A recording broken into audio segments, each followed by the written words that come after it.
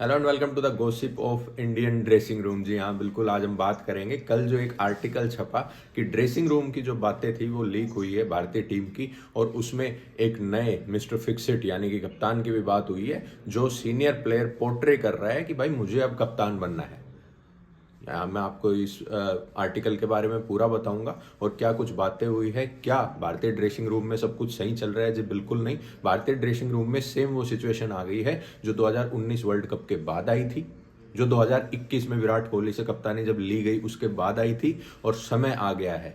Karma is a बिच, अगर मैं कहूँ तो बिल्कुल हाँ, सही बात है। कर्मा एक पूरा जो सर्कल है ना वो पूरा किया है, और रोहित शर्मा को भी अब ऐसा ही फेस करने को मिल रहा है। इस आर्टिकल से एक चीज साफ होती है कि रोहित शर्मा की कप्तानी जाती लग रही है, उनका टेस्ट करियर अब सिडनी टेस्ट के बाद जाता लग रहा है। लेकिन ये पाखंड, ये सब कुछ, ये आर्टिकल इस समय पे आना जब क्रिटिसाइज प्लेयर्स को करना चाहिए, क्रिटिसाइज कोच को करना चाहिए। कई तो बड़े बड़े वरिष्ठ पत्रकार ये लिख रहे हैं कि दो खराब मतलब प्लेयर मिलके और एक प्लेयर का पत्ता काटने पे लगे हैं, और उनके साथ एक एजेंट भी मिला है, जिसमें लोगों ने इंस्टाग्राम ट्विटर इनने पोर्ट्रे किया है कि विराट कोहली गंभीर की यहाँ पे बात हो रही है जो रोहित शर्मा का पत्ता काटने के लिए लगे हैं। जो दो दुश्मन एक का पत्ता काटने में लगे, और एक एजेंट भी शामिल है। एजेंट स्टार स्पोर्ट्स को बताया गया है। इन चीज़ों पे मैं कभी पुष्टि नहीं करूंगा, लेकिन जो इंटरनेट पे चीज़ चल रही है ना उस पर बात करता हूँ। चल अब बात करते हैं भाई। आर्टिकल छापा है इंडियन एक्सप्रेस ने, और इंडियन एक्सप्रेस में देवेंद्र पांडे करके एक पत्रकार हैं उनने, जिनकी 10 साल पहले से दोस्ती चलती है, कंटिन्यू है रोहित शर्मा के साथ। तो उन्होंने ये लिखा है कि जब भारतीय टीम जो है ना पहला मैच जीती थी, तो कोई एक सीनियर प्लेयर उन्होंने अपना वो नहीं कहते कि हैट रिंग में फेंका कि भाई मैं अब कप्तान बन सकता हूँ। और जो ये यंग प्लेयर्स हैं ये अभी कप्तानी के लिए तैयार नहीं है। क्या वो मिस्टर फिक्सिट के नाम से जसप्रीत बुमराह को टारगेट कर रहे हैं या विराट कोहली को टारगेट कर रहे हैं कि भाई वो पोर्ट्रे करते हैं कि उनके अलावा टेस्ट में कोई बेस्ट नहीं है? और देखो, रिकॉर्ड्स बताते हैं, अगर वो इनकी भी बात कर रहे हैं तो मैं तो बिल्कुल आश्चर्यचकित नहीं रहूंगा कि कप्तानी अगर रोहित शर्मा की जाती है या उनका टेस्ट करियर खत्म होता है, तो जसप्रीत बुमराह या विराट कोहली में से वापस किसी को कप्तानी मिलनी चाहिए। ये मेरा पर्सनल पर्सपेक्टिव है। लेकिन उसके साथ साथ एक और चीज़ आई जहाँ पे गौतम गंभीर जो है ना प्लेयर्स से नाखुश दिखे, और एमसीजी टेस्ट के बाद उन्होंने कहा कि बहुत हो गया, अब बस अब बहुत हुआ। क्यों? क्योंकि जो प्लान जो हमने तैयार किया था कि आपको किस टाइप का क्रिकेट खेलना है, वैसा प्लान आप उस अकॉर्डिंग नहीं खेले। आप खेले अपने मेरिट पे, जहाँ पे ऋषभ पंत को भी कोसते हुए नजर आया कि भाई तेरे को वो शॉट मारने की क्या आवश्यकता थी, ट्रेविस हेड ही तो थे, आप उनको बढ़िया तरीके से खेल सकते थे। बोले गेम प्लान की टीम को अहमियत ना देते हुए आप लोगों ने अपने आप को, अपने व्यक्तित्व, अपने पर्सनल अचीवमेंट्स को अहमियत दी। अब कई जो न्यूज़ रिपोर्टर्स हैं, जैसे अभिषेक त्रिपाठी है जो कि इनका हेड भी है, और जो है ना बढ़िया तरीके से न्यूज़ भी कवर करते हैं, उन्होंने भी ये लिखा कि भाई जो दो दुश्मन मिलके एक का पत्ता काटने में लगे। देखो, पत्ता तो कटना ही था, आज नहीं तो कल। रोहित शर्मा कभी टेस्ट के प्लेयर रहे ही नहीं। पिछले 6 टेस्ट देखोगे तो सिर्फ हार ही दिखेगी, एक ड्रॉ दिखेगा शायद। न्यूजीलैंड से आप होम में हार गए। हाँ, ये बात से मैं एग्री हूँ कि सवाल उठना चाहिए गौतम गंभीर पे। गौतम गंभीर ने ये भी कहा कि मैं बीजीटी में जो है ना चेतेश्वर पुजारा को देखना चाह रहा था। चेतेश्वर पुजारा, ये खबरें बाहर आई हैं कि मैं चेतेश्वर पुजारा को लेना चाह रहा था। पहले टेस्ट के बाद भी मैंने सेलेक्टर्स को कहा कि गिव मी चेतेश्वर पुजारा।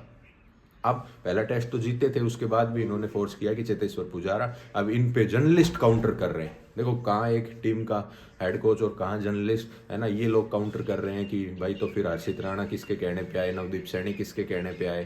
भाई मानते हैं कि हेड कोच के कहने पे आए, लेकिन अगर ऐसी बात है तो चेतेश्वर पुजारा जैसा प्लेयर ऑस्ट्रेलिया या ओवरसीज टूर पे उनका अभी तक कोई रिप्लेसमेंट नहीं है।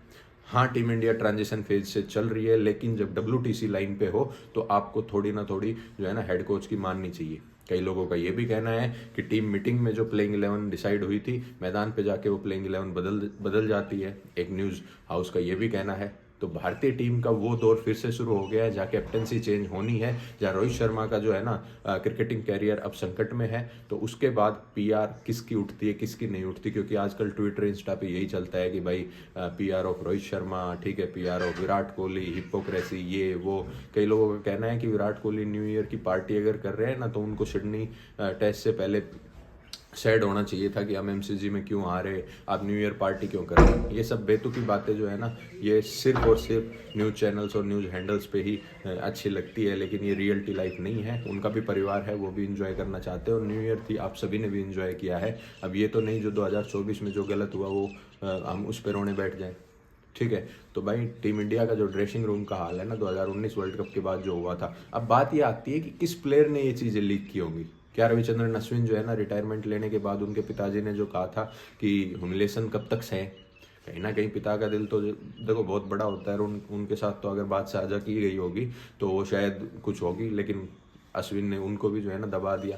तो ड्रेसिंग रूम में सब सही नहीं है, सब अपने मतलब के लिए खेल रहे हैं, ये कल के उस आर्टिकल ने जाहिर कर दिया। हालांकि जो आर्टिकल लिखते हैं उन पे कई बार आरोप लगाए गए हैं कि ये जो बंदा है ना, ये रोहित शर्मा की पीआर करता है, लेकिन द इंडियन एक्सप्रेस बहुत बढ़िया जो है ना न्यूज़पेपर है, और उससे सब आईएएस वाईएएस की तैयारी करते हैं, तो दिल्ली में सभी उस न्यूज़पेपर को प्रेफर करते हैं। हालांकि कोई एक पर्टिकुलर जर्नलिज्म जहाँ हो रहा है और वहाँ पे जर्नलिस्ट अगर कुछ लिख रहा है तो उस पर कई लोग आरोप लगा रहे थे, ट्विटर पे बैकलैश झेलने को मिला, लेकिन बड़े बड़े जर्नलिस्ट ने उनको सपोर्ट किया। ये पहली बार मैं देख रहा हूँ जब किसी जर्नलिस्ट को इतना सपोर्ट मिल रहा है। इवन क्रिकबज के जो है ना भरत सुंदरेशन, उनको सभी बढ़िया मानते थे, वो भाई भी इनकी सपोर्ट में उतरे, लेकिन उनका यार वाकई में उनका एनालिसिस अच्छा है। और भी बाकी जो ये इंडिया के हैं, जर्नलिज्म का स्तर तो आप सभी लोगों को पता है कि क्या है। घूम फिर के फिर कहते हैं कि ये यूट्यूब वालों को सिर्फ बोलना आता है।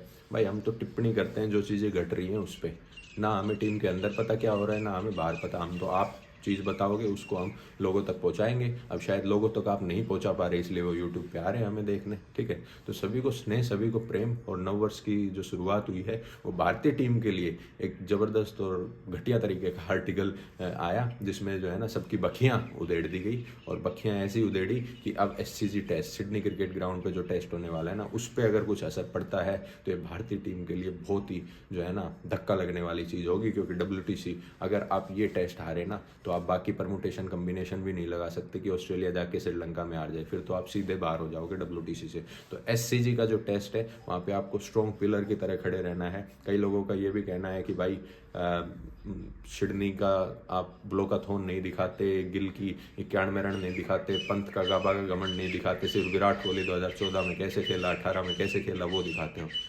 भाई सिंपल सी बात है, न्यूज़ उसी की छपेगी जिसमें कुछ बात होगी और जो बिकेगी।